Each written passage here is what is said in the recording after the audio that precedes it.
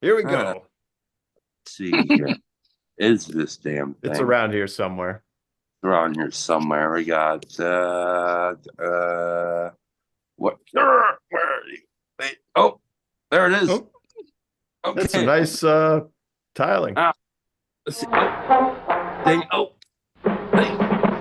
Uh, oh, damn it. Son of a. Wait, wait. All right. Ready? And go. Friday Morning Meandering Show. Yay! With those guys, those weird dudes. Okay, I'll get that out of here. Holy canola. Oh, wait. Jeez. Uh, why? Well, you guys want to? No, I don't want to play You want to that. start over? No. Is it a Is it still? fumble? Still recording, I think. Okay. Okay. Yep, there it goes. Oh man. So it Well, begins. greetings and welcome to the Friday Morning Nameless. I'm Chad the Alcoholic. That's Neil. That dude's Chris. And this is the Meandering Show. Yeah, so this the Meandering Show is where Neil and I are trying to figure out what the hell is going on, which means we don't know what we're doing. And basically we just have some ideas that come to mind that we want to lay on the table, topics we can talk about. And then we've been inviting a couple or somebody else to come on the show, so that's been kind of fun. And I'm really excited to meet Chris from Waves of Obsession. Everybody say hello, Chris. Hi, Chris. Hello. Yeah, so Chris, Have some lemonade. tell us a little bit about yourself there. What you drinking there, fella? I got some sweet lemonade. It's really good. Oh, nice. Yeah. Well, tell us a little about yourself there, Chris. Well, I guess I'm 40 years old. I got 2 kids and a wife, 3 dogs and a cat. So I'm a pretty busy guy. Super Yeah. How much you cool. want to know? Well, Yeah. I'm curious. I'm curious of your pipeline from where you were to faith and that seed of your initial faith and where your faith is now. And I talked to Chad about this earlier. Like if we were to do an estuary style thing, because we're all right around the same age, and I'm here, and we're all Christian, and I suspect we all came into Christianity unexpectedly. Well, I know that's the case for Chad. I know that's the case for me. And I know in my case, my relationship with Christ has changed. And that's also been unexpected in a variety of ways. And because we're all similarly aged and have a similar journey, I'm interested in comparing notes in terms of a relationship with Christ. But that's just my estuary topic, and whatever you guys want to throw out. Okay. I gotta get my piece of paper right here. Well, what do you got on your mind, Chris? What's on my mind? Yeah. Do you have anything that you'd like to any direction you'd like to take things? I mean, I don't have any particular direction. I guess I can say that to Neil's point, I did not grow up Christian at all. Did not grow up in a Christian household, was very either agnostic or atheistic until basically 4 years ago. So this is all very new to me. And I've been kind of on a roller coaster ride ever since then, trying to figure out what's going on. Mm-hmm. Yeah. Well, excellent. Yeah, how did that well, yeah, I suppose we can talk about that. So I guess, but I'll just throw something on the table quick. One of the things that's been on my mind is C.S. Lewis writes about this thing called the law of undulation. He writes about it in Screw Tape Letters, and I went to look for like other explanations about what is the law of undulation. Apparently, he invented this concept. And so I looked up the word undulation, and it actually means like waves up and down. When waves move up and down, like on the sea or something like that, or flowing in and out. And so that was a topic that came to mind, and I was thinking about this week. I was also thinking about excuse me, I just had dinner. I was thinking about sin as it relates to the master and his emissary, and in the way that kind of Paul was talking about master and emissary mind, and I was thinking about like how does that relate to sin and our phenomenological experience with sin, and then all of that kind of with the law of undulation, like where the what does he say? Christ withdraws or God withdraws, and that withdrawing thing. I was also thinking about as it relates to some areas in Scripture where, like the Christ and the disciples, they kind of move into a town and they start doing some work, and then when they start to get kind of like popular or something, like, oh, we're out of here, they're off to the next town. So I was thinking about that as it relates to the law of undulation. So I have really no idea what I'm thinking or talking about, but those are ideas that are on my mind. So yeah. Well, I did watch that video, that Screw Tape Letter that you had sent over that was talking about that. What was he saying? He was saying something about, it's that time and the dryness, right? Mm-hmm. He was talking about, and that's the times where God's really, when you're doing those prayers in the bottom, and it's not just like not when you need something, right? When you're doing prayer just for the sake of, honoring God and sending prayers out. Mm-hmm. Yeah, he talks about the peaks and troughs. Yeah. And yeah, like, yeah, because I find it's sometimes it's even harder to stay glued to a disciplined practice, especially when things are going well. It's like like here's the kind of guy I am. So like I had this job where I at the end of the day I would have to fill out a timesheet, and on the timesheet would have to go, where I was working, what I was doing at the job, how much materials I used, what we did exactly on the job, blah blah blah blah blah, how long I was there, did I take a break or a lunch or not, all this different kind of stuff. And I have to do that at the end of every day. But the thing is like I didn't have to get my timesheet in. I would have to only get my timesheet in every 2 weeks or so, because I would get paid bi-weekly. So the problem is I would put off doing this timesheet, and I'd be there at the end of 2 weeks, like what did I do last Tuesday? And I'd be freaking out, and it would cause so much stress. And I would always tell myself, why don't I just do this at the end of the day? Like it would be that much simpler, and I'd cause so much less stress in my life.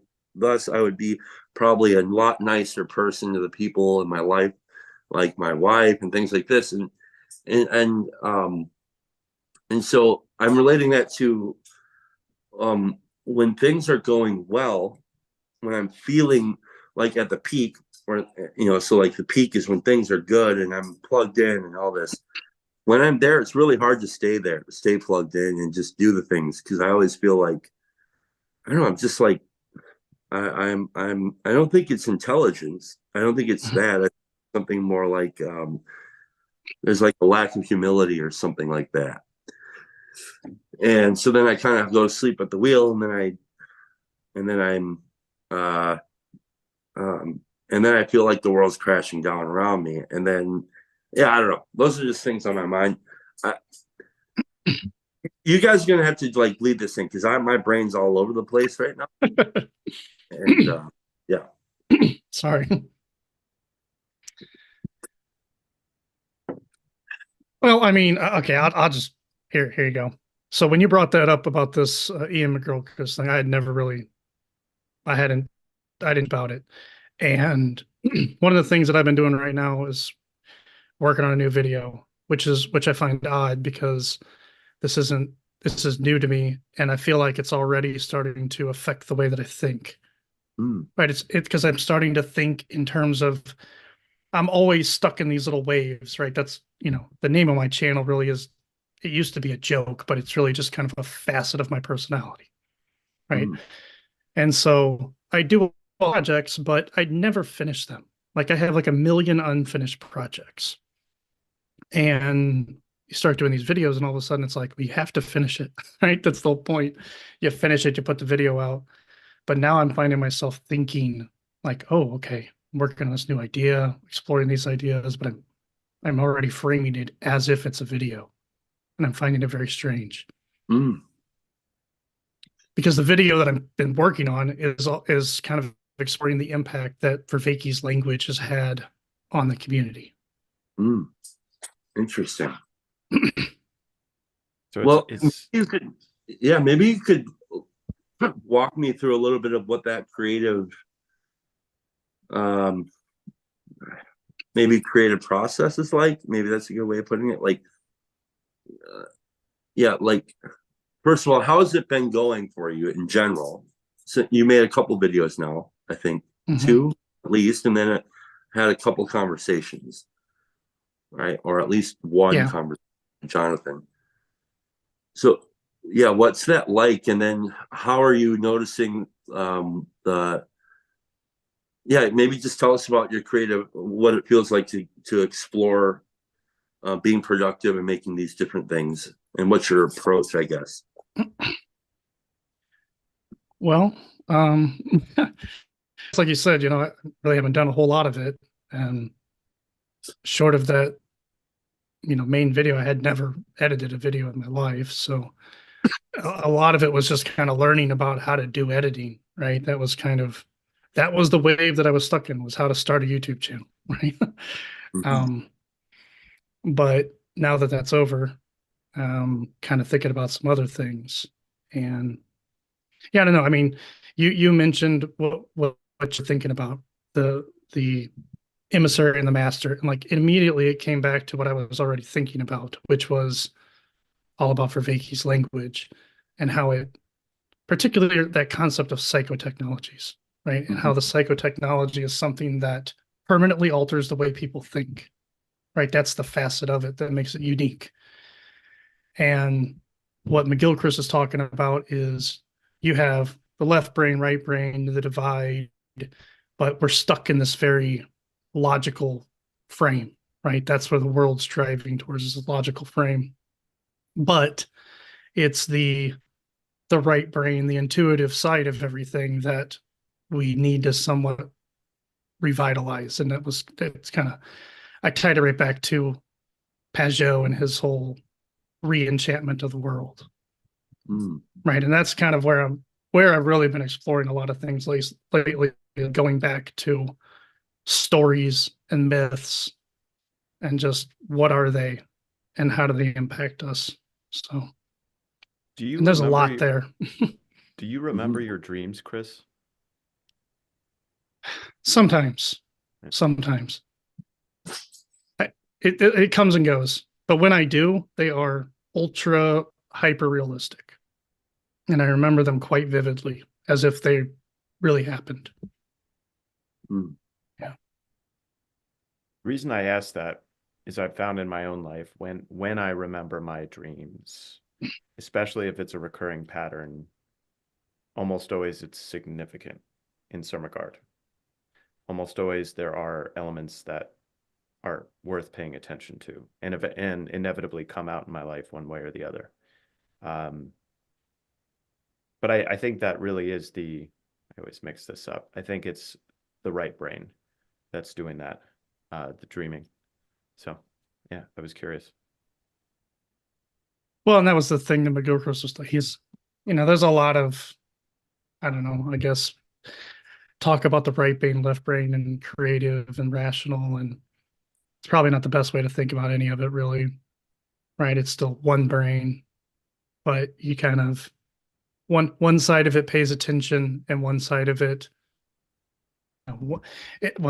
it comes back to the whole concept of relevance realization.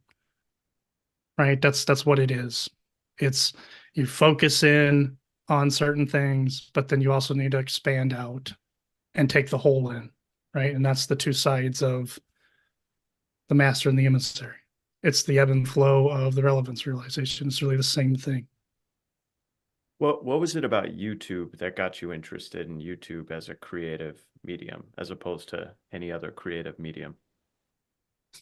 Well, I guess I do a lot of creative mediums, right? I just I don't watch TV, right? I don't really watch TV. I don't listen to talk radio. I do watch or listen to a lot of YouTube though. I listen to it while I'm at work. I listen to it on my way home from driving to work, back and forth. So I just, the things that you can learn from YouTube versus watching whatever regular TV, it's a lot different. So I don't know. I just whatever. I've been watching, I've been watching Chad and others, and they were kind of poking to hop in and do something. And so I guess I got a little bit tired, right? I got tired of sort of watching some of the bigger, flashier channels. And so I started watching Chad and the Friday Morning Nameless, which is a very low production type of show, which I like. And so it's like, hey, if Chad can do it, anybody can, right? That was sort of the thought process there. So yeah, so it sounds like you're more interested in thinking about or learning about things. Is that what YouTube has primarily been for you? Were you ever into television or things like I, this? I mean, yeah, to a degree. But and I think I suspect that a lot of people in this space are some version of an autodidact of some kind. Hmm. Like that, I would always consider myself an autodidact. Like the learning never stops. Always trying to learn something new, And then which is which is a and bad thing though, right? right. Now the music is, I know that you like, it seems like you share um like maybe there's some kind of leisure in music, maybe, where music isn't necessarily about learning. So has music been a Yeah, part of something for you for a long time? yeah, I would say so. Yeah. Well, I like Kill Switch. So I guess before being a Christian, I always was very much into heavy metal music, right? It was something that really shaped the way it really shaped my life. Not really in a good way. Because my youth was rather dark in that sense. But I still, I like heavy metal. I like the energy, right? It has a type of energy. It's not for everybody, obviously, but I enjoy it. Now I've kind of catered who I like nowadays, but I don't know. I've kind of gone through a number of phases in that sense. I like that. I like some modern celloists. I like sort of Americana folk music. I like The two, 70s rock. you ever see two cellos? The Mm, Eastern European guys. You ever see that? mm-mm, no. Oh man, you got to check that out. They It's did insane. stuff with Corey Taylor, I think, or I think they did. Yeah, they put out a record where they had like guest vocalists and stuff come on. If that's the guys I'm thinking of, yeah, I think they originally started doing Metallica covers way back in the days. They got famous with a Michael Jackson Smooth Criminal cello cover, and it was two dueling Mm, cellos. And these two guys were always rivals in music school and competitions coming up. I think it's either Czech Republic or Slovakia, but they were always kind of rivals, and through the process, they became really good friends. Were you creative with music at all? Like, were you a player at all? It's a funny story. I got me an acoustic guitar for my, I think it was like my 39th birthday, maybe last year or so. I played it for about a month, and it's been sitting as a nice decoration in my living room. I don't know. It just it has gotten the best of me. So it's on the list of things to go back to. I I've got the fantasy of being able to play it, but I can't seem to reserve enough time and attention that it requires. I know other people who play, and I was like, oh man, it'd be really cool if I could, have a jam session with them or something. Yeah. Yeah, I was talking to my brother yesterday, and we were talking about willpower and things like this, and he was like, "Well, you got a lot of willpower. Like you like learned how to play guitar and stuff." And I'm like, like, dude, that has nothing to do with willpower. I don't know why I was able to just kind of pick up a guitar and then or instruments and just play them. Like that was really a gift. Part of it was I was afraid of people. So I just really hung out in my room and had dialogos with my instrument, basically. And so, like, pour everything into it. And then at that age, 12 years old, 12, 13, 14 years old, it just does something. But yeah, it'd be interesting to learn how to play it, like to at 39 years old, pick up an instrument out of the blue and start playing. It would be hard because I would think, how do you stay interested in it? Like, You because don't. the interest to me seem different today than they were 12. Yeah, I mean, I was really excited about it, for I don't know, about a month and a half or whatever. But it's like, oh yeah, I can play this chord and that chord, but I could not get them to switch, right? I couldn't like flow through switching through chords, and it just irritated the crap out of me. And I'm just like, I want the shortcut. I want to be able to play this one little song. I'm not asking for much. I just want to play the one little song. Nah, it wasn't having none of it. So Are there yeah. other examples in your life where you started something creative earlier where you're able to reach that flow state? Um, well, I mean, I guess I go in and out of these things all the time. Um, you know, I've, I don't know, I guess I do some drawing. Like I like to draw. I haven't done it in a while, but I've had many phases of that. Um, I guess I write every once in a while, you know.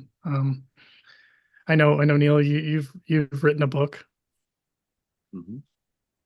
So you watch that conversation. Trans God, right? You could read it, man. I'm warning you, it's rated X. I shouldn't have said that, but It made me think. It made me think of my unfinished novel that's sitting in my folder. So, um, but I don't know. I've got some other short stories and stuff and I think that this YouTube space maybe has sort of reignited my passion to possibly go back into that, right? Because it's like you write these things, you're like, what are you going to do with it? I could go put it on whatever.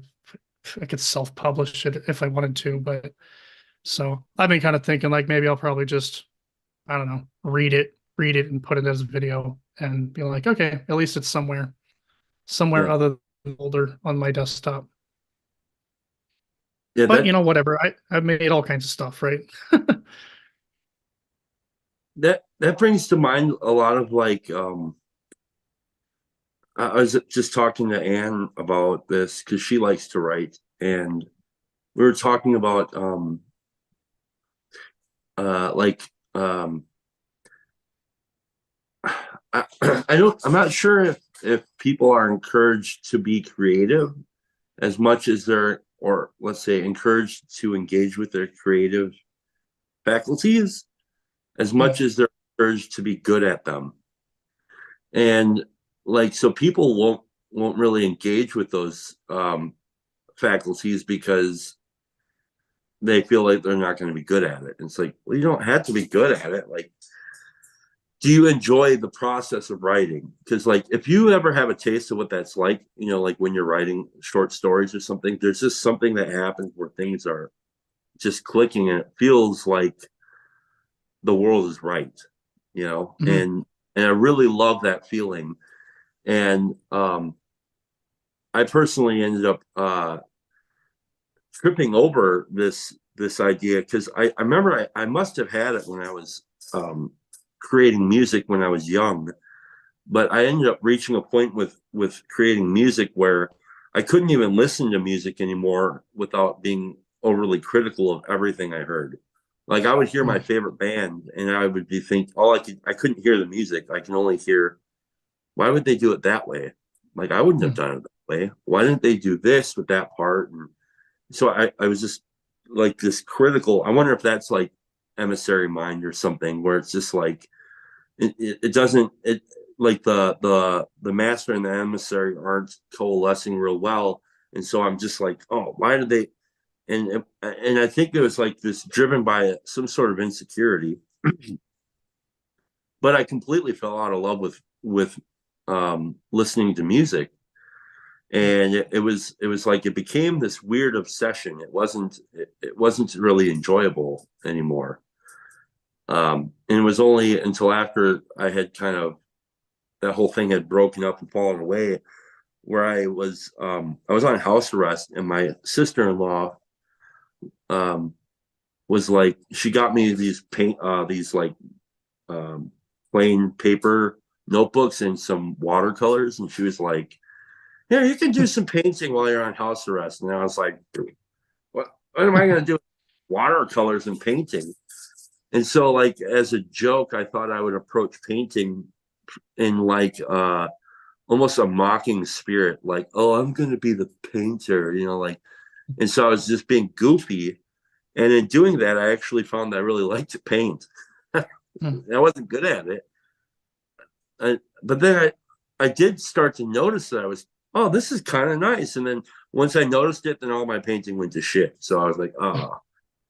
But what I picked up out of that was if I approached any of my creative outlet in this spirit of, it doesn't have to be good. Maybe I'm just doing it for fun. Maybe I'm just enjoying the creative process in itself or whatever. Then it didn't matter what it looked like. And that's actually why my videos are the way they are. It's like, I don't want to pour any more into them than I have to. You know, like I want to just make them, and I want to enjoy the process of editing and then let it go. Like I'm not looking to become a YouTuber. I'm not a freaking YouTuber. You know, I'm a tile guy, stupid mask on YouTube. You know, I think that's what attracted me to Chad initially, is that I could tell he wasn't trying to get anything. He was just trying to make sense and share the things that he was understanding. And it was only his, so. No, yeah. And what's funny is I think so as you were talking, it sort of made me think of something I was sort of thinking about earlier today, which is kind of this notion of, I can't really pick. Every time I try to pick the wave that I'm in, it stalls out, right? And I get in this little loop of like, I don't know what I'm going to do, right? I'm stuck. I don't know what I'm going to do. And I got to remind myself constantly of like, you don't get to pick it. It just comes to you and you got to flow with it and you got to let it take you and ride it. And so I know I'm going to be writing soon. Like I feel it and I know that that's the next wave and it's going to take over and I'm going to just let it, and it's going to be a good thing. But the video thing somewhat is a little bit interesting though, because I think I was letting it get in my head a little bit, and I was wanting to put a little too much polish on it, and yeah, I think I need to just also let that go. You're And playing with your dinghy too much. yeah, right, right. Exactly. But I was thinking, Chad, as you were talking about listening to music and ceasing to enjoy it, it's the same with videos. It's the same with any art form in some capacity. Mhm. But there, are you familiar with the Gartner hype cycle? You ever hear of that? Mhm. Um, so whenever there's something new, and I find in my own life, this is every new thing that comes into my own life, there's always that initial wave of excitement, and it's like great example of this is the internet. When the internet started and all the dot-com stocks in early 2000s were like, or late 90s were flying high. And the excitement is like, whoa, this thing is gonna revolutionize everything and ja, ja, ja, ja, ja. And then what happens is there's the trough of disillusionment where it goes boom. And then what typically happens, let's say in the stock market, is that's when the stocks are really, that's when most companies go out of business. But the few that remain are really cheap at that point. That's the time to buy. But the problem is at that point, everybody thinks like, oh, this is nothing. And then you come out of the trough of disillusionment and it grows and grows. But that's the cycle of basically any new thing. And so for me, when I started getting more involved with TLC, I know that like I'm going to be really excited to start. And then my excitement is going to wane. I know that about myself. And then how do I continue to summon that excitement? Mhm. And the way I do it is I build it into my routines. I build it into my, so like that's why I wanted to do with Chad, I wanted to do like every other week, we're going to have a conversation. So the other thing that I decided to do is like I want to have a friendship with Chad. Like I don't want this to be a casual thing. I actually want a friendship. And because I had watched and listened to enough of his stuff where I'm like, this guy is someone that I actually want a long-term friendship with. Like he's unique and interesting in enough ways that are different from me, but also similar to me, such that anyway. But that's my like I've said this on a few different streams, but I've like that's my advice to anyone that's starting this journey into the corner. It's like pick Become a friends. become Come friends come with from Chad. Exactly. everybody wants to be your friend, Chad. But Yay! no, well, pick an aspect of TLC that really speaks to you, that you know that you could power through the disillusionment with, because you're going to have that disillusionment. Like, oh, it's not as good. It's like I can be disillusioned with videos, but like if I enjoy talking to Chad, I'm gonna keep talking to Chad. So like anyway, that's my advice. And that could be relational. I think for most people it should be relational. Like pick someone you really just like hanging out with, and then or it could be something like I just like making goofy videos or whatever. It could be anything, but something that, let's say, adds to the richness of the community. So Yeah, no, I like that actually. And I think that's what makes this space unique, right? It's not all about the fancy videos or whatever. Man, there's a lot of ideas and stuff flowing around, but there's a lot of people who have some very uh, real relationships, and they're showing and not afraid to show it. And I think it's just, I'm always really interested to see what's going on, right? There's a lot going on. Things are buzzing, right? It's alive. It's not just the static thing that, oh, I'm going to wait for next week's little video to come out. Yeah, and like so so far I haven't really found a trough in my experience with making YouTube channel and stuff like that.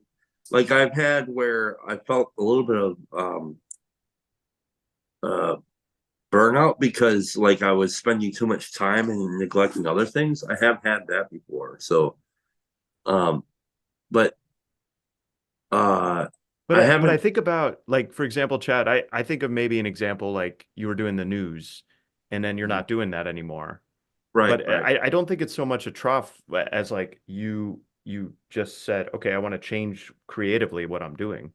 right. Yeah. I had to do that for sure because what'll happen is or for me anyways, is I start to um kind of like mimic what I'm already doing, and then it's like, oh, this is really stupid. I'm not really interested. And so, but this is also like so sometimes it's like what I found to help keep me very interested in the topics in general is I actually have to spend intentionally go spend time with fiction.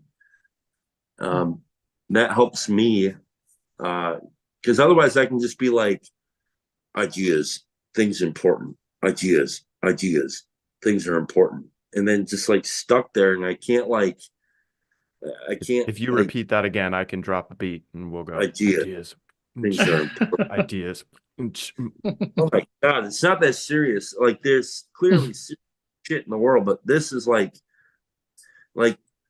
this doing this like stuck in trying to like unlock the secrets of the universe and shit like that. Like who the fuck are you, Chad? Like seriously, just like enjoy stuff, listen to some books, go listen to some music for once in a while now, for crying out loud, and like and and then try to laugh a little because like that's good. And then also like get off the internet once in a while, Chad. Go help an alcoholic. Like that shit's important. What the fuck's wrong? And so I have to actually be intentional because I love the name Waves of Obsession because like I'm just like when Vanderclay talks about his alcoholic friend who collected like 10,000 screwdrivers like for no apparent reason. Like that's how I am. I just get obsessed about shit. It's ridiculous. So so yeah, can you tell me how like when you like let's say in the this videos making the videos and when you're maybe um seeing the video being made in your mind, how does that like how are you experiencing that? Like can you explain a little bit of what that's like? Yeah, well, I guess I'm always sort of thinking about these things, right? These things never really leave my mind. And one of the, I guess, practices, I guess, is while I drive to work, both to and from, I guess for the last year or so, I've kind of been recording myself and just literally doing audible thinking out loud, just I don't know, just kind of process what in the world am I thinking about. And it's funny because I'll find myself talking like I feel like I'm saying the same thing every day. Like I feel like I'm just kind of going like I don't know what I'm doing right now, you know. Sure. But so I guess with that, right? I've already been doing it to a degree, but now all of a sudden I'm I guess I have this new medium to put it into, right? And so it's the same sort of idea crunching that I was doing already, but now I'm like, okay, how would I take this and smash it into a video concept? Which is interesting because I'd never done it before. So, but I got to be careful though because I think I'm falling into the trap of oh, everybody likes this piece and this piece and this piece, and so I'm like, ooh, I got to put that piece and that piece and that piece into all the videos, and so it's not right if I don't do it that way, and maybe I don't want to do it that way. I don't even know. But I think it's definitely getting in my it is slowing me down to a degree. It's sort of Don't messing me up. us at all. Seriously, don't. That would be my advice. Fuck everything we say. It doesn't matter. Like, just do the thing that you'd want to see. Like, that's where I was coming from, and it was when I started listening to. Oh, I love this, and I'm like, now I have. That's why that Dance Monkey video because it was like that's how I felt. I'm like when I would put out a serious video and nobody would watch it and I'd be offended. What the fuck, guys? Like I got real shit to say, and like But clearly, that's really where I think we're doing something different in YouTube, is that everything in YouTube is a one-way street, and it's a one-way street to give me what I want right now. And then if we flip that on its head and we say, no, no, no, I'm going to use this as a personal exploration, let's say. And then if that street is bi-directional and the personal exploration becomes, okay, I'm going to share that with this other person. Um, and especially if it's a relationship with an ongoing person. That's why I keep going back to the relationship piece, because I think that revolutionizes the whole game. Because if I'm making a video for friends, or if I'm, curious, if I'm doing something where I'm genuinely curious what my friends care, what I'm thinking about in regard to this, and that's what Chad's doing. I like, Mhm. because it's people that care about what Chad has to say, and they give him feedback, and then it's a learning process. Well, sorry, I don't want to talk too much, but look, okay, so this is why I like doing the branding for Grim Grizz, because that is always like making a birthday present for a friend, right? Like you don't know, I don't even know what's going to be, what the birthday present is going to be, right? And so the excitement is actually the thing that makes the video. It's uh like for me, I see a image in my mind of something, and I'll be like, oh, it might be like a lighthouse or something, and then okay, I'm going to follow that, see where that takes me, and then start exploring, and then finding different pieces of music that might work, and then other pieces of music that I can layer in there. And I really enjoy, and I can see whatever the story, that the strange story that's framed by Remember Embody. There is no agency. We want what's best for you. Like that's the frame that I have to that's the constraint I keep it in. But then, so it's all a matter of like, I don't care. Like I don't know, I'm just as surprised as like anybody else who sees it for the first time almost. So it's kind of like this, it's offering as a gift to like friends. But I can't really do that with the other kind of things I'm doing exactly. But I feel like I'm talking too much. Son of a bitch. Let's talk about I psychotechnology, Chris. So sorry. Yes, please take over, Neil. I'm shutting up for a while. No, you're good. You're good because I actually, what what I find interesting about Grimm's channel and the branding that you're talking about is you're doing some of it, but then there are multiple other people doing it, and I'm always kind of surprised at how well they flow together. They all have this similar kind of I don't know, I guess it's that frame, right?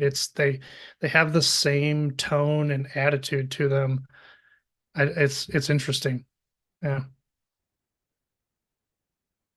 So what did you have in your mind, Chris, in regard to Vervaeke and uh, Gilchrist, and just thinking about the two hemispheres and the language?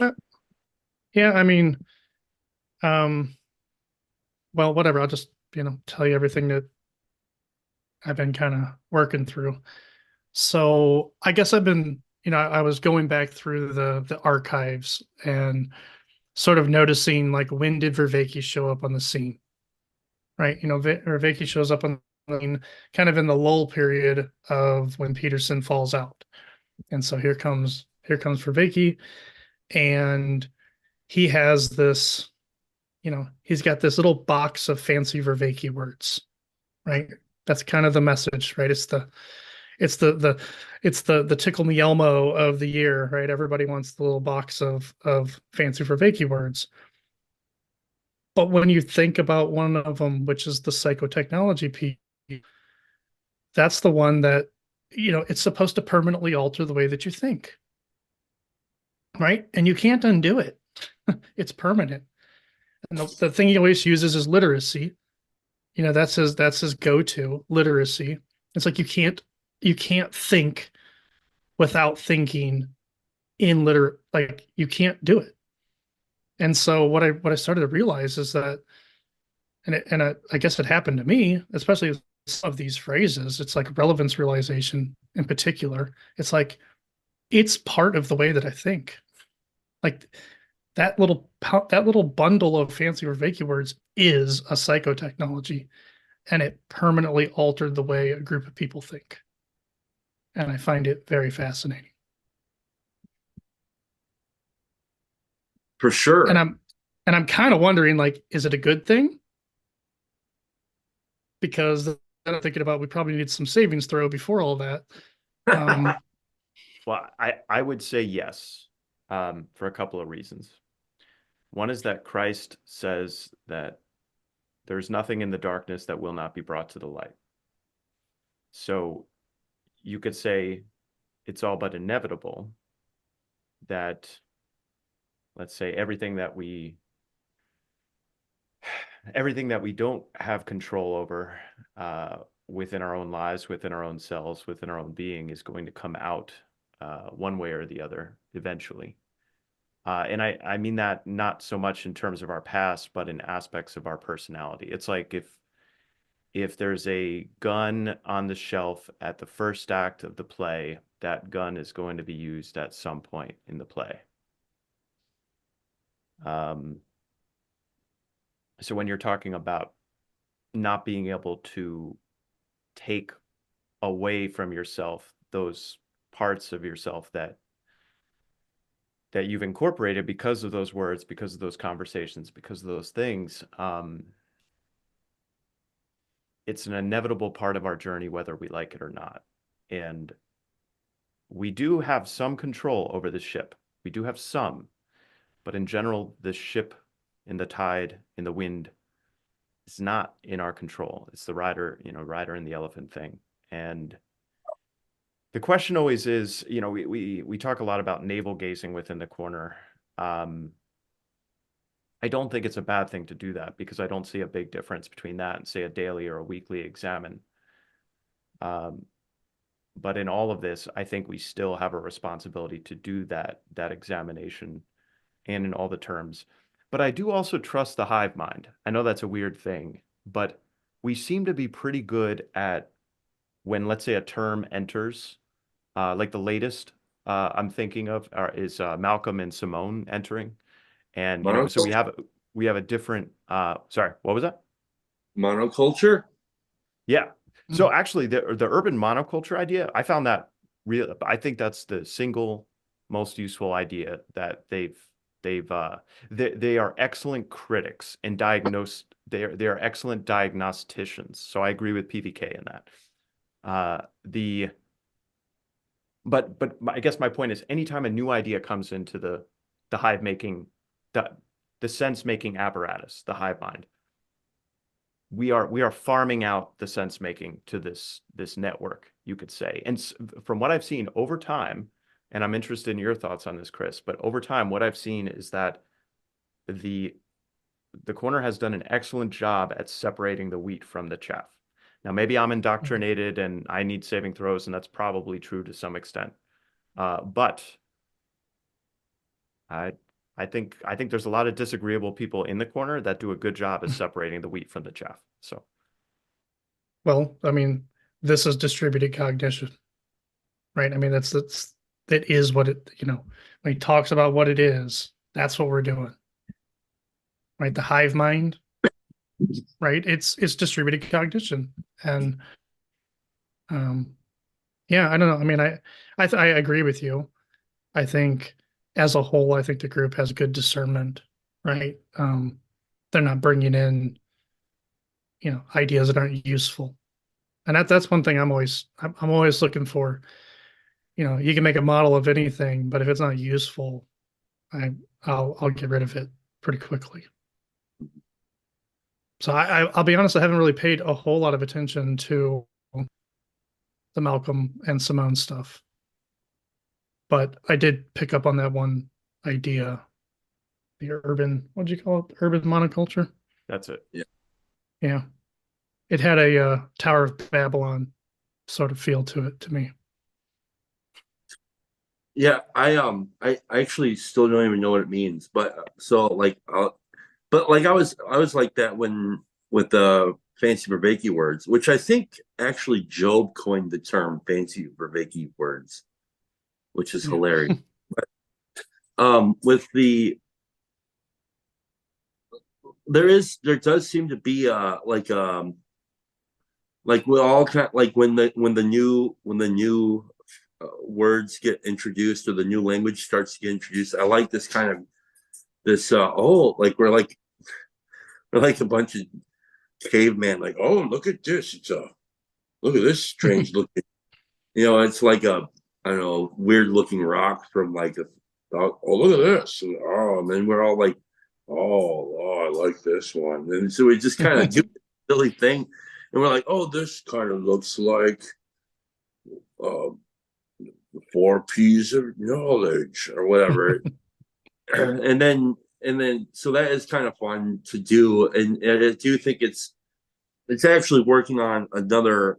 I was talking with Gavin this morning actually about this. So not only are we integrating like some new language, but we're actually integrating a new attitude, which I think is the more important tool. Of like the openness. So like we're actually developing the openness attitude, which is cool because like, oh, and that's where when I talk about play, like this is play, that's what I mean. It's like, oh, like I know I'm not going to go out into like my next job tomorrow and look at the new shower I'm putting in and start talking to the homeowner about relevance realization. You know what I mean? What the fuck are you talking about, dude? Just Right. put the shower together. And or have you this damn urban monoculture? He's going to be like, what are you talking about? But for us, it's kind of fun. We get to like, oh, this is this nice little shiny thing. It's like nobody's taking it that seriously, except maybe John Vervaeke, which is great. That's his work. He's supposed to be. That's his shower that he's building. You know what I'm saying? And so, I mean, that's why. Well, Peterson, as you were talking about this, I was thinking about the different. The different artifacts that have made their way into our lexicon. The first one I really think was like it was two-sided. The first one, the one side of it was it depends on what you mean by, and then the other side of that was so what you're saying is, and so that was two sides of the same coin. That was kind of the first toy that we started playing with, is this question of it depends, or what do you mean by it depends on what you mean by. So it depends on what you mean by belief, and depends on blah blah blah. That phrase, I've called it the lightsaber just for shits and giggles. Those are both disagreeable phrases. Right. But it was a good tool. And then the flip side of that, which is the humorous side, which is very important, I think, is so what you're saying is phrase, which is kind of like, that's the lightheartedness of it, right? And so we saw that, and then we got these other weird tools. You got the God number 1 and God number 2, and then the flip side of that is everybody wants to have their own God number 3. So you have these different kinds of things, and they're helping us to play with all these different kinds of tools for fun. And again, like, am I gonna in my day job, or this is why I think the three of us had such difficulty, and I don't know who I'm going to talk with about this stuff, right? Like, if you listen to all of the different rando conversations that Paul had, I'd say probably 90% of the people said I had nobody to talk with about this. It's like, yeah, because nobody gives a shit, basically. It was really important for us to discover it, but not so that we know what the 4 P's of knowing are, or it wasn't important for that reason. It was important for something else, so that we can actually understand people and maybe have like some good framework underneath, so that we can actually be social with people. Yeah, that's what it is. That's what it is right there. Because to be honest, like, I don't know you guys at all, right? But we've been talking for an hour, and it's because we all kind of have this pseudo shared lexicon, like this bucket of ideas that we can sort of latch onto and have a productive conversation of some kind. It's almost like you just close the gap, right? It's like you said, you're not going to go talking to anybody about combinatorial explosiveness, right? You're like, hey, because nobody Say that cares. real loud. No, go Yeah. ahead. No, it's just, I think that's because, when I was talking to Demir, I felt the same thing. It's like, I didn't have to explain everything. You can just kind of like immediately go into the good stuff without all the explaining, Mhm. right? Right, and then our attitudes grow in that. I've noticed, anyways, my attitude around conversation. I've grown a little more of a confidence just in conversation in general, and being able to float around with different ideas and just in this practice, I can actually go out with my coworkers or people at church or whatever, and feel more confident in conversation in general. So it helps me that way. So I know I'm not going to use any of these kinds of words or even these kinds of discussions, but it's helped me to be a better conversationalist in general, which is kind of cool. Yeah, because, well, I mean, it's back to the psychotechnologies, right? It's something that permanently altered the way that you think. It doesn't necessarily mean that you're going to say relevance realization, but what is relevance realization, right? You somewhat embody that and embed it in the way that you think. And so then it's going to come out in almost every interaction that you have. Mm-hmm. But what I was chooses talking, yeah, what chooses what's relevant is my point, is right. that I don't have control over what I find interesting. I mean, Peterson That's makes that point. It's like, how does I have control what I do. I have some control what I do with that information that comes in. But that's what Grim Grizz would call your salience landscaper. Mhm. Named Salty Snitch. I don't know. This guy's freaking brilliant. sorry, I interrupted you, Chris. You had a thought. I didn't. You ruined it. It's gone. You bastard. Through my fault. Through my fault. Through my most greatest fault. Um. So yeah. So like yeah. The whole. I think the reason why I was bringing up the idea around the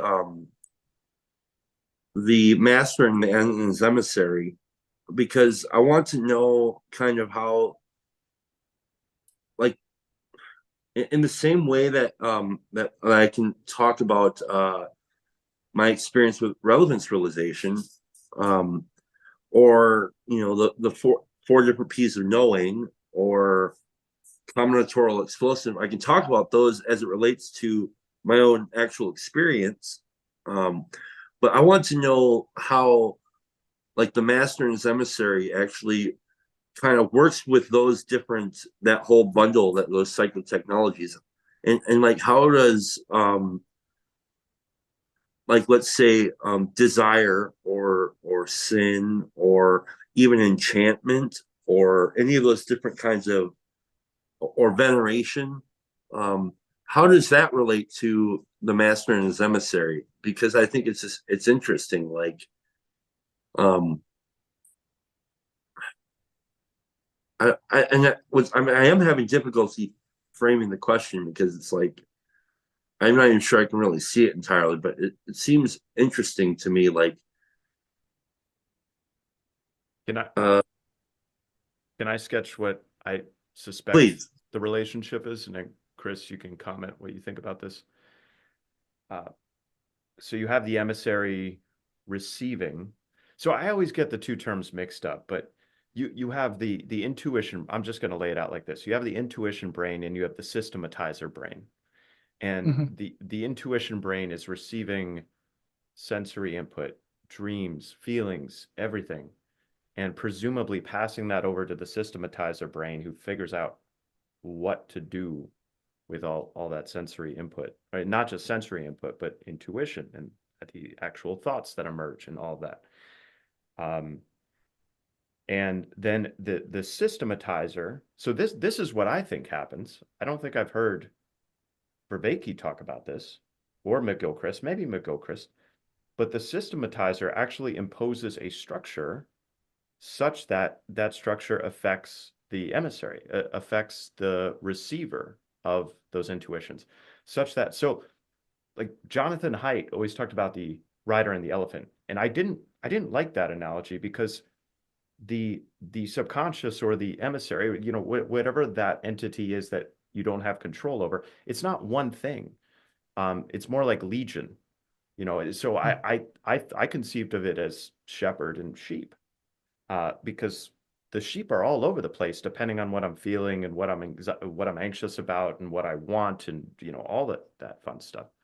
So, but what I find is that the way the systematizer, the way the master, let's say, governs the whole is through ritual.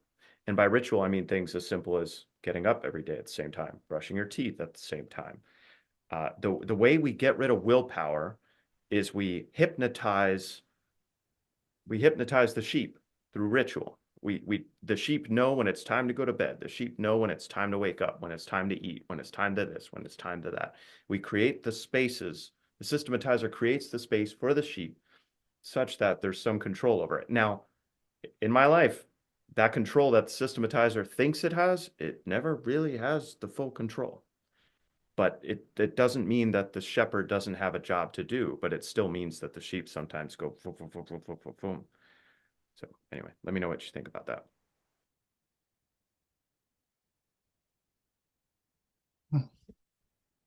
So, well, I don't know.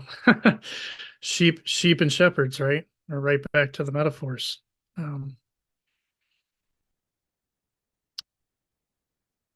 Yeah, I don't know. I don't know exactly. Um, I mean, I had not listened to McKilchrist until today, so I had heard the two phrases, the image and the master, but I didn't really know what it was. To me, I take it as sort of just it's like the easiest way to almost be like the conscious mind versus the unconscious mind. Like that's sort of the feeling I get from it. Um, but I guess the thing that I was thinking about earlier today was that I've been reading through a little bit of Owen Barfield's book, Saving the Appearances. And sort of in the very beginning chapters, he sort of talks about this a little bit. Just it's almost like the how the emissary mind, which is that logical systemizer type of mind, has taken over the culture, right? It's the one that says, I know reality through science, and all you religious people are crazy, right? That angels, Zeitgeist. demons, that's say what? That's the zeitgeist right now. It's kind of the emissary zeitgeist. Okay. Yeah, but the problem with the emissary is that it actually builds a fake map, right? It constructs a map of reality, but the problem with maps is the map isn't the real thing, right? That's the problem. Right, the map's not the territory, but yeah, that's what it does all day long, and it says, I only want to talk about the stuff that I know. Everything else can just I can ignore it. And it ties back to the relevance thing. It's like I'm only going to focus on this because those are the things that I can check off my little experimental box, and all this woo-woo stuff can just go away. But the problem is that it's the master brain that knows the whole, but it also knows that there's no end to it. Right? Like I'm deeply influenced by the book of Ecclesiastes. Big time. And just like some of the key messages there is just sort of like, God sort of put this eternal sort of itch in your soul that you can never fulfill. Like you'll never get there. And I almost think it's sort of like God playing a joke on us of giving all these scientists all these new things to discover. And it's like, you'll never find the bottom. If you want to keep going, I'll keep giving you more. And so that's kind of where I'm at now. I'm just like, okay, this is why I'm interested in myth again, because I'm like, I always sort of just played these off as just silly little stories, but it actually sounds like there's a whole lot more going on than I ever realized. Mhm. Yeah. That's the whole adventure, though. Mhm. So you could think of that as a bottomless pit where you can't reach the bottom, or you could think of it as a endlessly high mountain where you can't reach the top. But that's assuming that the top is, because I started thinking about the kingdom of God in terms of a process versus a destination, and that changed my entire thinking. It's like, Mm. are we so sure? Okay, this is a pet peeve of mine. The Christianity that the goal of a Christian is to get into heaven. I can't stand that. I can't like that. Man, there's nothing so irksome within the Christian mindset, other than that. It's like it's fundamentally utilitarian, right? It's like I'm gonna reach the top of the mountain, and that's not it. But if you flip it on its head, if you yeah, eh, anyway, I'm projecting my own beliefs here, but like if you flip it on its head and you say every single moment is a gift. Every single Mm. person I encounter is a gift. Every single thing is an opportunity and beautiful in whatever respects that you can see it in. Then it's just beauty all the way down, It's just Right. Right. No, yeah, I agree with you 100%. Right. When you try to make it about, it's sort of like it's the whole argument with the Pharisees, kind of, right? It's like that's what it's not about. That is not the point. The point is to love and to love others. And loving others is hard. It's not some easy thing. At least for me, it's not. Um, but yeah, I agree with you. Um, it's not about just getting into heaven. That's not the point at all. Um, like right now, I just started doing a discipleship at church. So I'm leading somebody through a discipleship, and we just go through. It's kind of like a what do you call it? Like a Bible study, right? It's like a Bible study of sorts. But the real point of it is to form a relationship with somebody else, right? That's the point of it. And you kind of just walk together through it, and um, yeah, I know it's not about are we right, are we wrong? That's not really the point of it. Um, but I road to just started Emmaus. that. Yeah. Tell me more about that. What that's like is like how I actually just asked somebody about this, like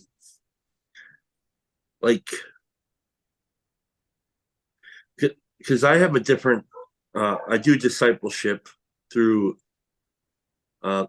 like the form that I'm familiar with is the 12 steps, and there's a very pragmatic, practical guideline, though you can't approach it like the emissary exactly, like with an emissary mind. There's a degree of that, but I mean that's what's nice about it is it's already written, so you don't have to the emissary doesn't have to create it as you go, so you just go there, and then you have this other idea where you like use story and um, vulnerability and encouragement through that. And the hierarchy is not really there. It might seem like it's implied, but at the end of the day, it's not really, it doesn't really matter because the guy can just be like, oh, fuck off, I'm out of here. So like the hierarchy isn't, it's not like a top down. It's like, I'm offering you, I'm coming to you, like let's say I come to you to be my sponsor. I'm coming to you and asking you to please help me. So I'm placing myself lower on the hierarchy. And that guy and you will feel like, well, geez, like uh, I'm not really in the hierarchy here. I'm just another dude shoulder to shoulder with you. And so like if it goes well, because it can go nasty, like you get guys who kind of abuse that. But I'm wondering with the discipleship, like what is it that you do and how much mask is involved there? Like do you how much of you do you reveal to this guy, and what are some practical things? Because I'm trying to figure out like Mhm. what do you mean reading the Bible? What is that exactly? And so, yeah. Yeah, well, so I guess in reality, I've been thinking about sort of making some videos about walking through it. Um, One to just kind of like force myself to do this and to do it in to the degree which I'm supposed to do it. So this is like the third time I've been through this. This isn't the first time. Mm. Um, and so this is so I went through it once with somebody else, and then I became a mentor and discipled somebody, and so now I'm going to do it again. But I mean, I learned just as much as they do. It's not like, oh, I'm going to teach you how to be a better Christian because who am I? I'm, if that's what you're looking for, you picked the wrong person for sure. Um, but no, it's very raw. I mean, it talks about some really hard stuff. It's yeah, it's the last guy I had, he had went through 12 steps. So we talked a lot about that kind of stuff. Some really deep stuff, you know. Um, so yeah, I don't know. It's draining, to be honest. I mean, it really pushes you. Mm. But it is structured though, right? It's an 18-week sort of thing. And so every week has like a theme, right? And it basically starts week one, it's like God the Father. Week two, God the Son. Week three, God the Holy Spirit, right? It kind of lays out the foundation and then it He's just a sort of keeps Trinitarian, ladies going. and gentlemen. That's right. And I like we got a nice little guitars, drums, and big box, non-denominational, you know. But I don't care. It's fun. Cool. Oh, it's fascinating. Yeah, no, because I've wondered about discipleship. Oh, that was always kind of my biggest question around church is like, what does the everyday church member, what do they do from Sunday to Sunday? And, like, do they have the same kind of earnestness that around their, um, let's say their Christian responsibility that I have um, around my primary purpose, which is one alcoholic helping another. And then I wonder, like, well, um, what would happen if everyday Steve um, worked with everyday Joe and made it, and then as soon as he's done with Joe, he's off to work with Alan, and then is this always go? I mean, I think I wonder about it because, like, for me, that is, without that I die. I die on the vine. I really do. I become the self-centeredness rushes in like water. And it's interesting. Somebody in the comment section today of one of these videos said, "Well, like, are you codependent on working with these guys?" I'm like, no, it's not that at all. And their success has nothing to do with how useful it is that I feel, because to me, it's not, and the results aren't the point. It's the trying to help them. That's the actual that's where the relationship happens. And so whether they stay sober or not is none of my business. And then he said, well, if it's not working, then is it working, or something like that? Some cheeky shit that he said. I'm like, well, yeah, it's working. Like, I'm not I I'm not in the business of saving souls, and I'm not in the business of getting drunk sober. It's not my place.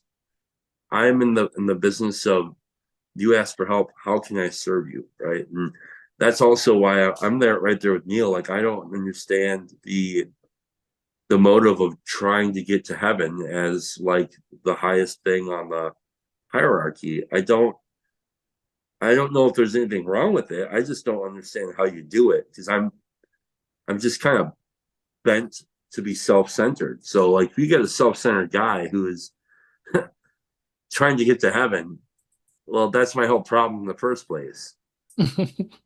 It's like, dude, like I will step on you to get there. I promise you. And it's not because I want to. It's because that's how I am. And it's ridiculous. Um, so yeah, so what is it like? I mean, do do you what kind of relief? Because I also agree with you. Everything that I've 90% of the things I've learned in recovery have not been from my sponsor. They've been from working with other men and sponsoring them. That has almost everything I know is from that. Uh, it's really a bizarre thing. And I actually do get like phenomenological, physical uh, relief from sitting with another guy and reading the book and taking steps. There's like there's it's the it's really really weird. So, is there anything like can you tell me what it's like for you to do this mentorship thing? Like, what does that feel like? Well, I mean, I guess I think it's somewhat like it's similar to what we're doing here, right? It is you're trying to form a relation with others. But I guess the topic is more focused on that very specific topic, right? Um, so I don't know. I guess it depends, right? I mean, the the last time I did it, I now have a really good friend, right? Mm, Like I have somebody that I would say, like I would call on him if I needed help, and I'm pretty confident he'd come and help me, right? mm, And I don't really, I guess I kind of stay inside my mind quite like I don't like have some big friend circle or anything. Um, I just I don't. So going to church and like sort of being around a bunch of other people, like it's not the easiest thing for me to do anyways. mhm, But I suppose um like I push myself to kind of get into the small groups, right? We do, we're really big into doing small groups. So I try to participate in that. And now I'm doing this again. And I was a little hesitant about it at first because I mean it's gonna be, it's every single week. It's every week for 18 weeks straight.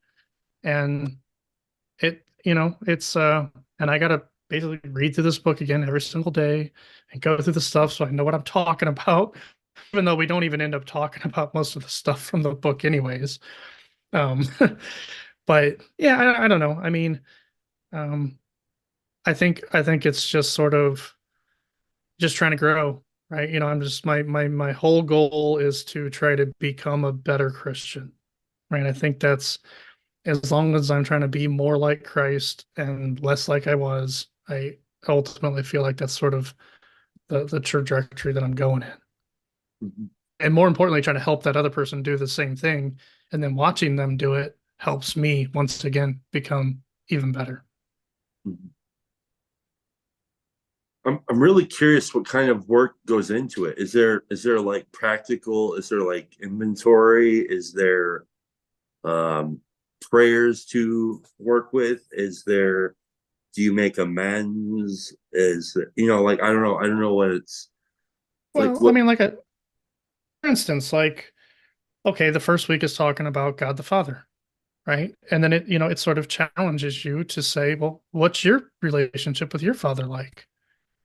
And I can tell you from my own experience, I grew up, my parents got divorced when I was really young. I don't know exactly when, elementary school or something. I can't quite remember, I kind of forget about it. But I was pretty much raised by a single mother. And it's not that I hated my dad, but by the time I got to be a teenager, let's just say he wasn't the one who was telling me how to become a man, right? So Um, I kind of had to learn all that stuff myself. And I didn't really do a good job at it. So when I come across to this chapter and it's like, hey, I know your earthly dad might not have done as well as you want to, but guess what? You have a heavenly father that really does care about you once. And so that's what, that's the kind of stuff it's digging at.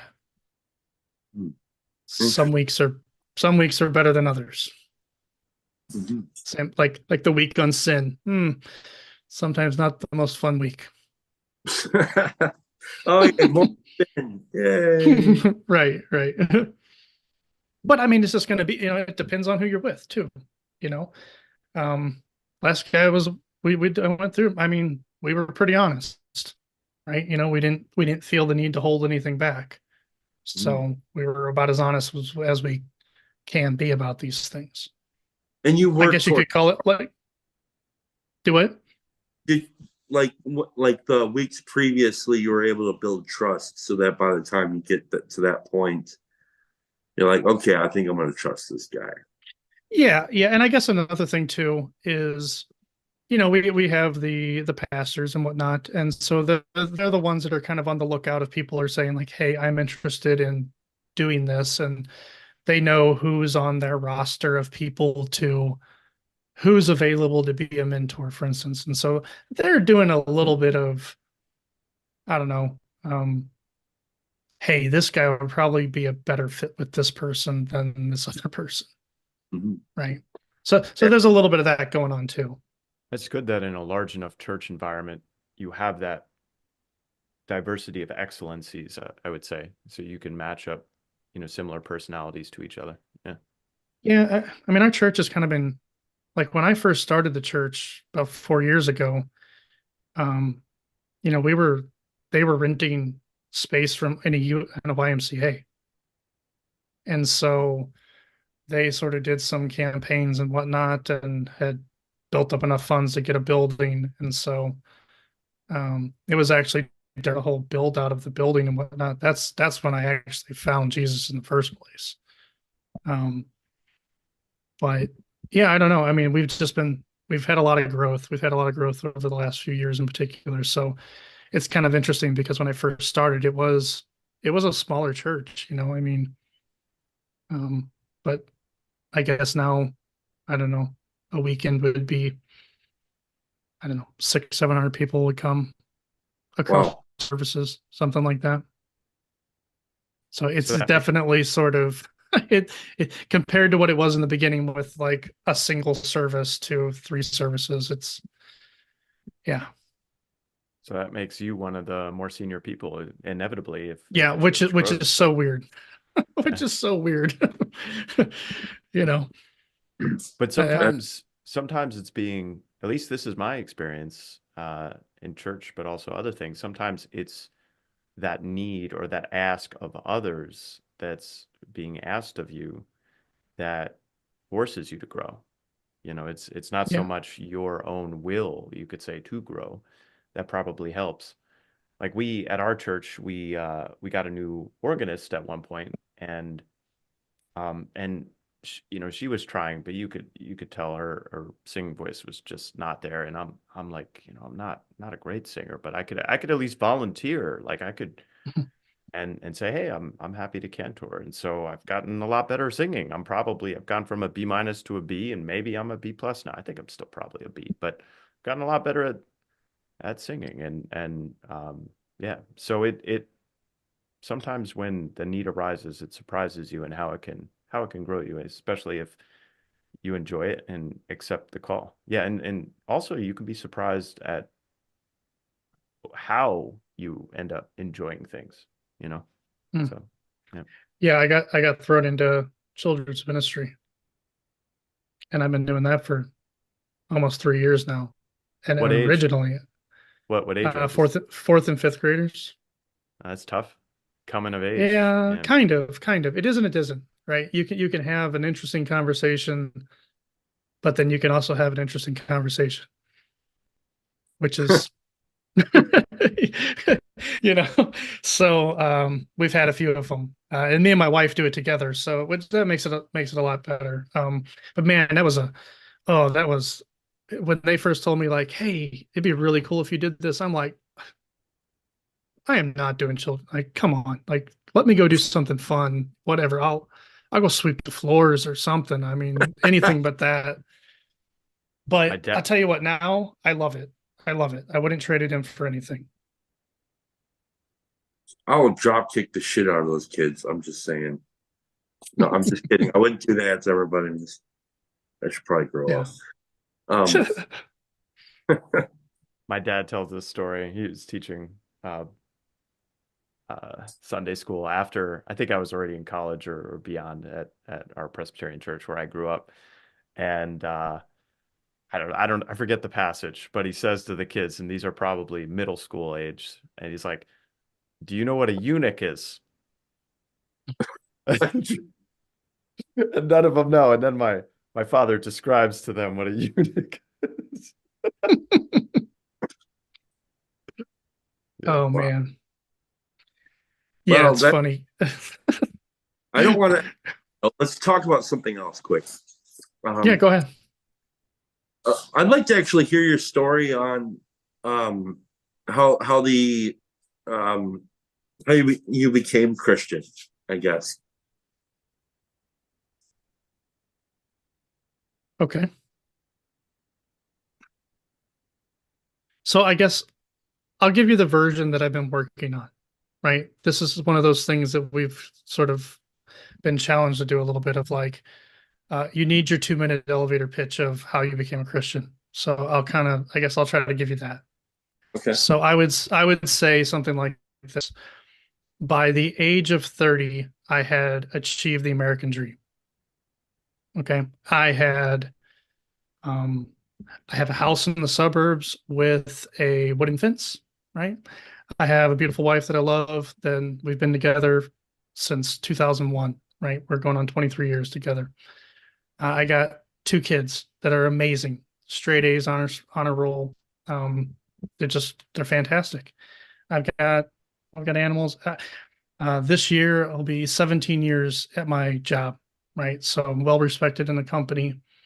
So by every like by every measurement, I should have had the American dream. I should have been happy, but I was an alcoholic and I was super depressed and I had no meaning in life. And I was just really, you know, I guess I've always had an interest in the occult and just, I guess, pseudo spiritual things, but I would dig into them, but they just wouldn't go anywhere. They'd never give me what I needed, basically. And so this went on for a long time, really long time. And basically, I just got into a very sort of nihilistic, atheistic kind of frame for many years. And now my wife was always a Christian the whole time, even though I really, I kind of forced her into a closet. Like it was just something we didn't talk about. Right? We just didn't talk about it. And, you know, I don't even know.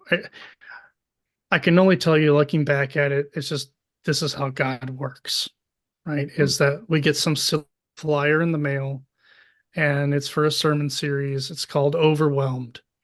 And um, my daughter, my daughter had went to a Lutheran like kindergarten preschool. And I guess one of the things that I was always perplexed about it was how after so many years she still would somewhat bring up going to church or talking about God, which kind of I just was really confused by it. Um, and I guess basically I got to the point, right? This is, by the time I guess I'm 35 and a half, going on 36, I'm like, I have nothing to give my family, right? I can't, I'm not going to tell them that, oh, here, go believe in the great nothing that does nothing for no reason and you're a meat sack and all the other fun stuff that people say. So I'm like, yeah, whatever, let's just go to church. It's not for me, it's for my family, right? And that's why I did it. And you go to a YMCA of all churches, right? It's just, but um, just there was some really great people there, like really, really genuinely nice people, and the sermon wasn't the type of what do you call it, avoidance of hell, right? It wasn't avoidance of hell sermon. It was, hey, we're going to talk about practical things in life and use the Bible modern context, and we got good music and these kind of things. And so I wasn't sold by it, but I wasn't like, okay, I hate this or whatever. So I kept going, we kept going and kept going. And it was weird. I ended up liking it a lot. And even to the point we went to some like weird sort of like first services of some other sister churches that were supporting. And like I'm looking around and it's like no one's here except me and like my wife and the pastor.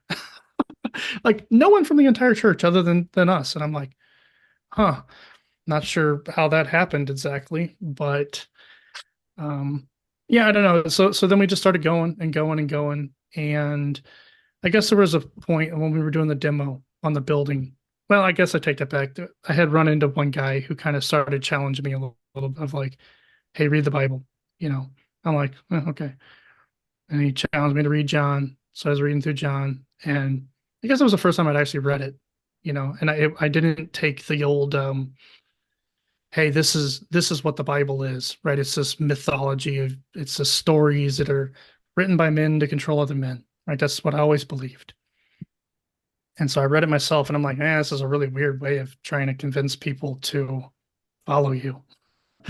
Um, didn't really believe it, but I gave it a shot, you know, and I don't know, I guess just over time I went there and I was looking around one day, watching everybody pray. Because I'd always watch it, but I wouldn't fake it. That was one thing I didn't want to do. I didn't want to be a faker. And I'm just like, I really tried to pray. I'm just like, I don't like I see them. I see everybody doing it. I know that they're being honest. Like they really believe this. And I prayed and something happened. Like I can only describe it as this like very odd, strange, cold electric feeling that just kind of like slowly went from like my feet all the way up my body. Really weird. Um, and this happened 4 separate times. And each time it happened directly after I asked for him to give me a sign. And on the fourth time, I pretty much just I need more explaining. Like I'm convinced. And then that was November 2nd of 2019 at 9:30 p.m.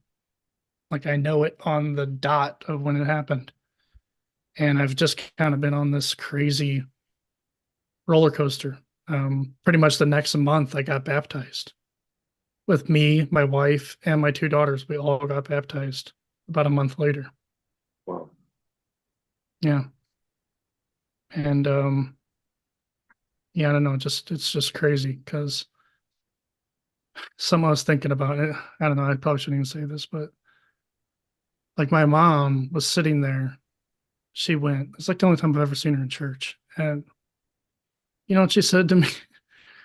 She looked at me after I got out of the you know the pool or whatever and sitting next to her and she's like, I bet you feel really dumb for cutting up that Bible your grandma gave you.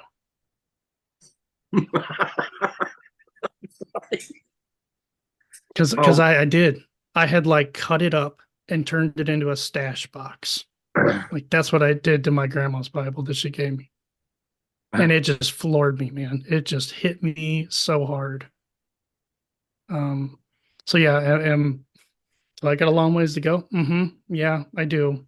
I do. But I can tell you that ever since inviting this into my life, like my life has not been the same at all. Yeah. There you go. There's my story. What struck me was that it's not for me, it's for my family.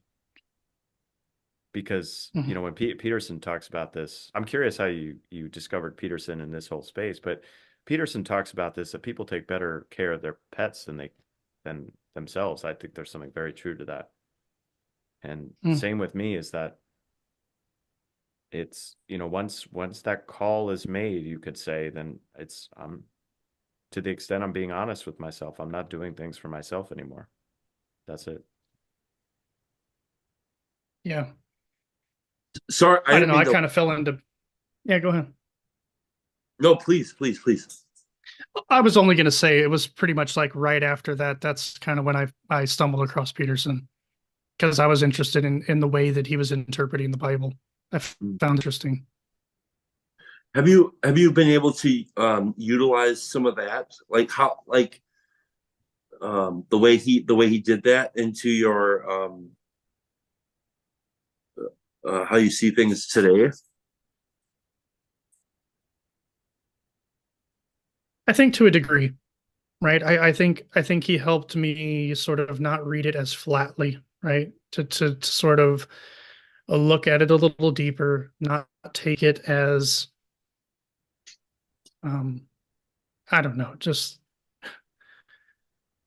it just I don't know, it it's not the sort of standard way of looking at it, right? It's um just look at it differently, I guess, because I also had started listening to a few rabbis and whatnot, and they sort of did the same thing, right? They had this one idea where it was something like, I think they called it something like turning the stone or turning the gem or something like that. And it was like 72 faces of the gem or something. It's just like they'd take a single story and like give you like 72 different versions of the same exact story.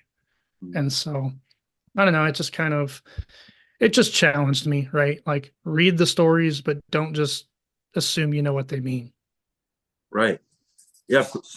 Yeah. What he did for me was he invited me to wear the story and wear the different Hmm. characters of the story, make it personal.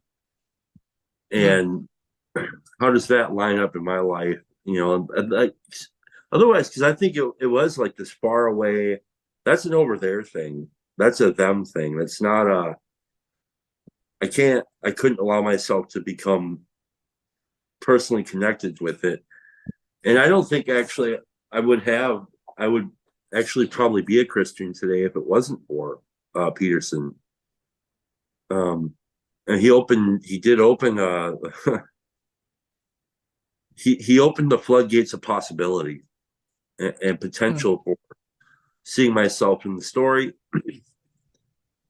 Um, Also, he provided me with some tools on how I can be helpful to other people too, especially in the discipleship or the sponsorship thing, because I'll use some of those tools, you know.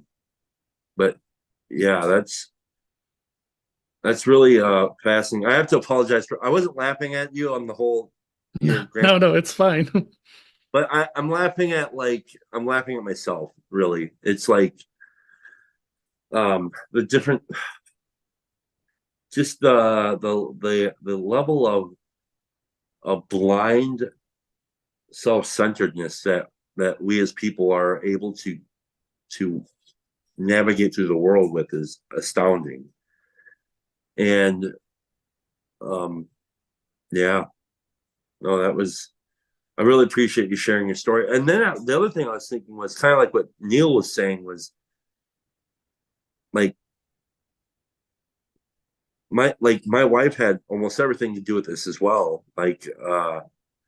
Um having a because she was always Christian, but she wasn't practicing. And she was really Hmm. patient. And all these different stories I hear people are talking that as like their wives had a lot to do with it. It's like, guys, go out and get married or something. Like, and then just let her lead the way, kind of, you know. And that was really big for me. Um, so yeah, no, this is really good. Yeah, this is for me too. You know, while going through all that, now my wife, for the first time in her life, she's really like, oh no, no, it's completely different. She's now a practicing Christian and really, Yeah, you know, she always trusted him, but it was just now it's like she's actually doing the work. That's There's the work involved a little bit. participatory knowing. Yeah, yeah, exactly. so okay, we could end here, or I can ask you another question about let's say the Christianity, like back to the undulation thing. Like, have you had those moments too, the troughs in your adventure into Christianity, like the trough moments? What has that been like if you've had them? And then um, I guess the last question I would ask is like, are there daily practices that you engage with that help keep you um, let's say participating? Well, I mean, yes, I would definitely say there's been undulation. I think the honeymoon phase wears off, and you kind of certainly not falling back to my old practices, but I just sort of think it's just attention, I don't put the attention where I'm supposed to, but I guess I'm able to catch myself doing it, unlike the past. And now I have something bigger, way bigger than myself that I'm working towards. Um, yeah, I don't know. As far as daily practices, uh, you know, I try to pray as much as possible, but do I do it as well or as good as I'd like to? No, not at all. Um, I'm always, I guess I'm interested. I'm kind of like you. I'm interested to know what other people are doing as well. Can Because I share I feel something? like I'm so new. Yeah, please. So this is my office. I'm going to move my camera a little bit. And whenever something good happens throughout the day, so that Christ right there, I nailed him myself. But that goes right above my desk. And whenever something good happens throughout the day, I just personally I just look straight up and say thank you. That's all I do. And I say thank you. And I'm not, how do I say this? This is not on behalf of Catholicism, but just that ability to look up and say thank you whenever something good happens throughout the day. That has been a real blessing for me personally. So, to whatever extent I think it's possible to do that, I would recommend it to look up and say thank you whenever anything good happens. So, And I would take it a step further, maybe even when everything bad happens, Mm. you know. Um, okay, I got one more question. It's a practical question. Did you guys eat dinner at the table with your families before being Christian? No, not really.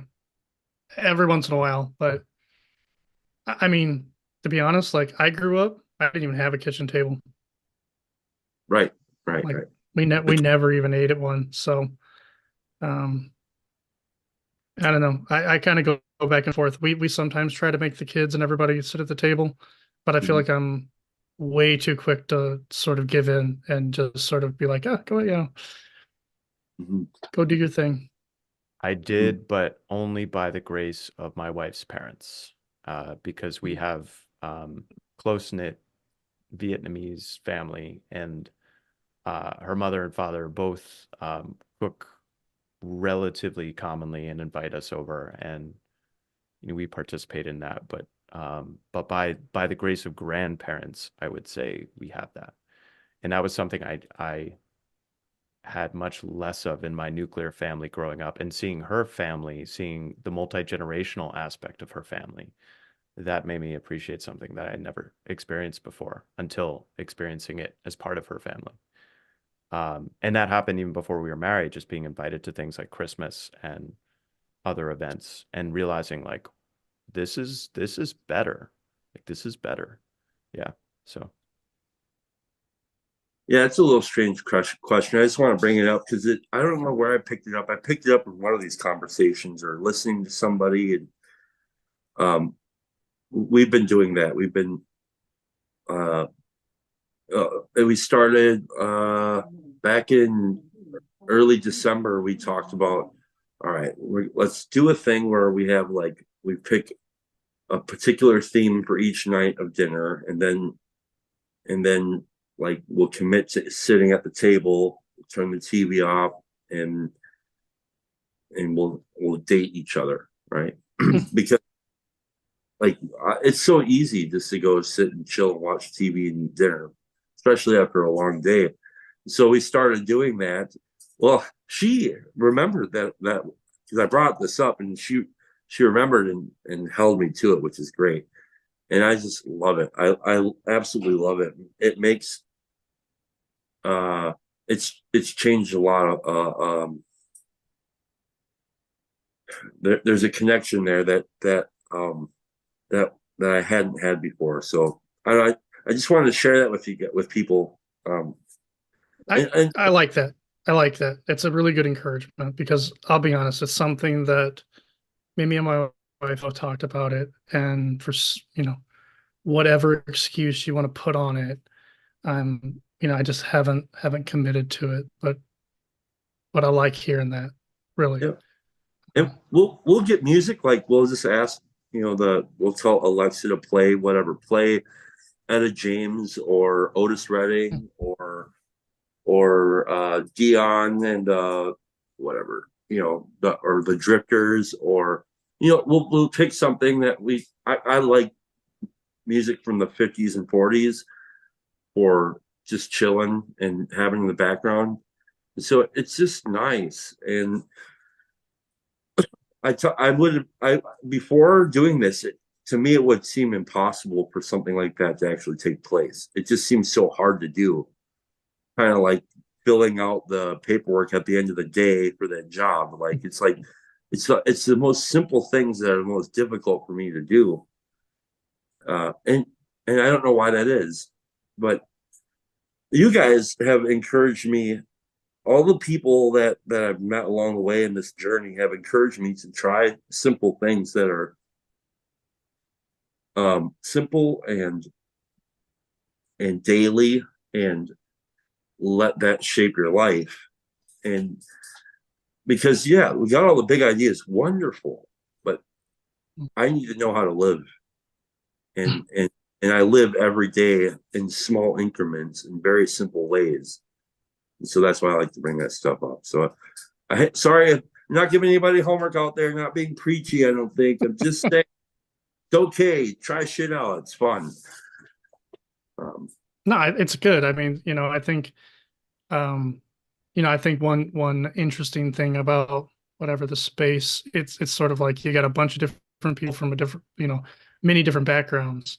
And I think not getting caught up in the, oh, I'm this and I'm that, and like get to the practical stuff. What are you doing? Because I'm right there with you. Like, hey man, this prayer thing, it's it's something I never did my whole life. So I'm like, I don't know what to do. Right. So it feels very weird still. But I'm trying.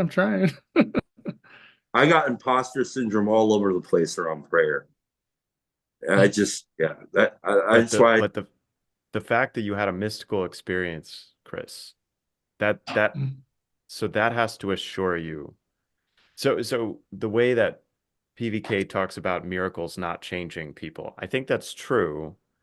Or the way C.S. Lewis talks about that too. I think that's true. But also at the same time, it's like, if you walk through the door, I mean, you weren't doing it so badly that it wasn't heard, that it wasn't received, and that you didn't receive something back. And that, man, that's the prodigal son. Like I just love the prodigal son, because my favorite part of the prodigal son is while he was still a long ways off. Got to look at that line. It says, while he was still a long ways off, God goes running. The father goes running out. And yeah. Yeah. I mean, I can look back and, what is that saying? Like, you can only connect the dots looking backwards. Right. It's like, you don't see this stuff. You can only see God from behind. You cannot well, see until I think until you see him, now that I recognize what it is, it's maybe I don't catch it all the time, but I'm far quicker to say God than I am to rationalize it into just some coincidental thing that I would have normally done that in the past. And it's subtle things, but I don't know, just a feeling, a nudge, whatever it is. It's like that's how God works. Not always the booming voice in the sky, right? That's why I really like the everyday little practices, because what they do is like the ones at least that I've been trying to practice, they kind of they shift my my relevance realization, the salience landscaper. They shift that thing to see because I think there's almost like so we have the material realm and we're always in it, and that's good. There's a lot of good in the material realm. And then there's like the psychic realm, right? The realm of thought. But then there is this other, almost like a spiritual plane that I can be completely asleep to, because I'm just off. I'm just zipping by shit. I'm like, it's kind of like that whole basketball gorilla thing. You can't even see the gorilla because you're basketballs. And so like that route, that the spiritual realm is the gorilla. I can't see it. And so like when I'm doing this little thing, like doing the Lord's Prayer, when I'm walking the dogs, and when I'm brushing my teeth, and when I'm taking a shower, when I'm just saying that over and over, I'm thinking about the prayer, or when I'm doing my evening review, or sitting down and having dinner with my wife, and then praying with my wife before bed. All those little things, they're tuning me into be able to actually see when that gorilla steps into the frame, because like, I see you. Very cool. And that's like, oh, I'm not shocked by it. It's not as jarring as it once was. But it's like, you can almost come to expect those things happen when they do happen. It's like, oh yeah, of course that's happened. That's how the world actually works. So yeah. Yeah, that realization, the moment you realize that 50% of your world just completely changed. It's a big change, At least it was for me. It is. Why when I finally 50%? Why well, 50%? yeah, okay, yeah, exactly. Oh, he just pulled the old lightsaber out on you. It depends on what 50%. Yeah. But it's fun. It's amazing, right? I mean, this is the best part about it, in my opinion. Did you play a It's- lot of it's, video? Did you play a lot of video games as a kid, Chris? Not so much. No. Okay, were you influenced by the movie The Matrix? Yeah, I mean, I think to the degree that everybody else was. I would say I was probably far more influenced by Fight Club than The Matrix. Okay. Yeah, the Yeah. TLC Yeah. has a Fight Club nature to it. Yeah. Yeah. Monkeys guy. Yeah, self-improvement is masturbation. Yeah. Yeah, exactly. Yeah. Well, what do you guys think? Well. You think we should end it on what? Yeah, thanks, Neil. No, just kidding. Are you done meandering? Yeah, I don't want to keep you guys for too long, and I'm kind of running out of gas here. But I would like to talk. Anytime you'd like to talk, you got like some. I'd like to kind of, So yeah, before I get off here, I'll just kind of let everybody know what's going on with the channel. With these meanderings, I'd like to bring back some conversations around particular topics. So, like, I really love the just chatting live stuff. Those are fantastic. But I miss seeing conversations that were like, particular topic, and we're going to focus in on a topic, and that would be kind of cool to see come back around. So I've been doing that with the Meandering Show, but also loosely using the estuary protocol, which is everybody brings something to the table when we get here, and then we kind of decide where to go from there. So I'm trying to integrate some of the estuary stuff, and then some of the older format that I used to see on the original Rangers United channel. And then, so there's that. So I'd love to have another conversation with you anytime you like. Got something you like to just shit about, let me know. That'd be great. And that goes for anybody out there. Just my email is chadthealcoholic@gmail.com. So you can just email me there. The other thing I'm doing right now is the Fragments show, which we saw Neil and McMo do a show. That's a show where if I'm not on the video or whatever, if you guys, anybody wants to have a conversation with whomever and you don't have a place to post it, you can post it right on my channel. I'm totally cool with it. It'll just be the Fragments show. So you just do whatever you want. And again, just email me. And then the Friday Morning Randos are just one-on-ones with me and then new people that I've not heard their story. So I just want to lay everything out there for everybody so that they're real familiar with what's going on here, because it's really exciting. I'm so grateful you guys are giving me the opportunity to do something different with my channel, something that I didn't think was going to be possible. So thank you guys. And thank you so much, Chris, for spending time with us today. And thank you, Neil, for hosting. And I think that's it. Any other last? Thank you, Chris, for joining us. And thank you, Chad, for changing the topic from Unix to Chris's personal journey. It was a better topic. So thank you, Chad.